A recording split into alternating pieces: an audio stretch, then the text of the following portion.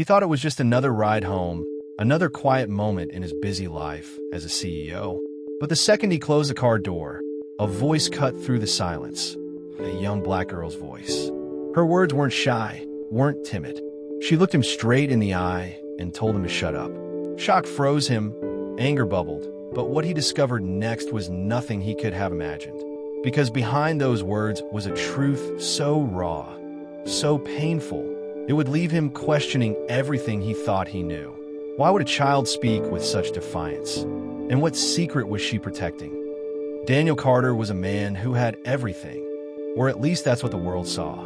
A millionaire CEO, polished shoes, pressed suits, a life built on long hours and sharp decisions. But inside the glass walls of his office, there was one part of his life he couldn't control: his silence at home. His daughter, Emma, bright and full of life, had never spoken a single word. Doctors gave him statistics.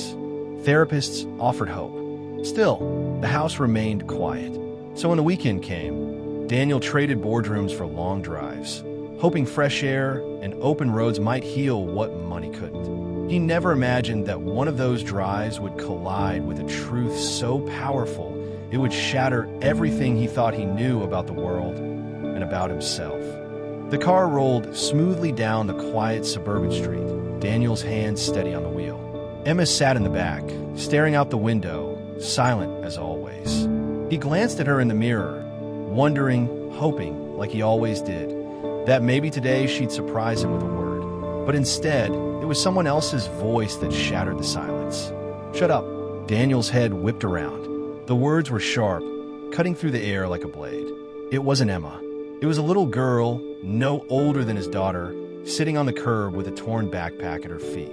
She was black, her small fists clenched, her eyes filled with a defiance far too heavy for a child her age. Daniel slammed the brakes, heart pounding. He hadn't spoken. He hadn't said a word.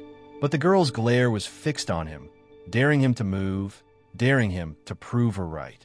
For a moment, he felt his chest tighten, not with anger but confusion. Why him? Why those words? Before he could react, a group of boys stepped out from behind the corner. Teenagers, older, louder, their laughter sharp with cruelty. Daniel watched as they circled the girl like vultures, mocking her, calling her names that burned to hear. Words he hadn't heard since his own childhood, slurs so heavy they seemed to poison the street itself. He froze, a CEO who could command boardrooms with a glance, now paralyzed by the scene unfolding before him. His instinct was to intervene, to protect, but something in the girl's eyes stopped him. She wasn't just standing up to the boys. She was standing up to the world. "Leave me alone," she shouted, her voice shaking but unbroken. The boys only laughed harder. One of them shoved her, and her backpack spilled open, books tumbling across the pavement, pages torn and dirty. Emma stirred in the back seat, her eyes wide, lips parting as if to speak. Daniel's breath caught. Could this be the moment? The sound he'd been waiting years to hear? But before she could say a word, one of the boys picked up Daniel's door swung open before he had time to think. His polished shoes hit the pavement, but the boys didn't scatter. Instead, they laughed louder, mocking him now too, mocking his silence. "Look at the hero," one of them sneered. "Gonna save the little charity case?" The girl's eyes locked on his, trembling but unbroken. She had already said it once, but now her voice rose again, sharper than before. "Shut up. You don't get to talk for me." The words hit harder than any insult the boys had thrown. Daniel froze, stunned, not at her defiance toward them, but at her defiance toward him. She wasn't asking for a savior. She was demanding to be seen, to be heard on her own terms. One boy shoved her again, harder this time. She fell, palms scraping against the pavement, books scattering further. Daniel's chest burned as rage surged through him. He stepped forward, voice booming, "Enough!" The laughter cracked just for a second. Phones came out, screens recording, eyes watching, the world ready to judge every move. He bent down, helping the girl to her feet. Her hand was small, trembling in his grip, but her eyes were fire.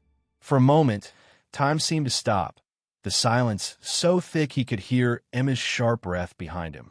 And then, clear as day, it came. "Daddy, Daniel's heart stopped. Emma's first word, born in the middle of chaos, of cruelty, of courage she had borrowed from a stranger. The boys froze too, their smirks fading as the weight of the moment pressed on all of them. For the first time, Daniel wasn't thinking like a CEO or even like a father. He was thinking like a man finally seeing the truth. Silence was no longer an option. But standing there, surrounded, cameras recording, the question wasn't just whether he would act. It was whether he would be heard. The boys scattered when neighbors began to emerge, their bravado crumbling in the daylight. But the damage was done. The books torn, the words spoken, the scars etched deeper than skin. Daniel gathered the girls' things, handing them back piece by piece, each page a reminder of the dignity stolen from her in just a few minutes. She didn't say thank you. She didn't have to. The strength in her eyes was thanks enough. She had stood her ground when no one else did. And in that moment, Daniel realized something that shook him more than any boardroom battle ever had. This wasn't just about bullies or one child. It was about a system, a world, that allowed cruelty to echo louder than compassion. That night, Emma climbed into his lap and whispered her second word, why. It cut him deeper than any business loss because he didn't have an answer.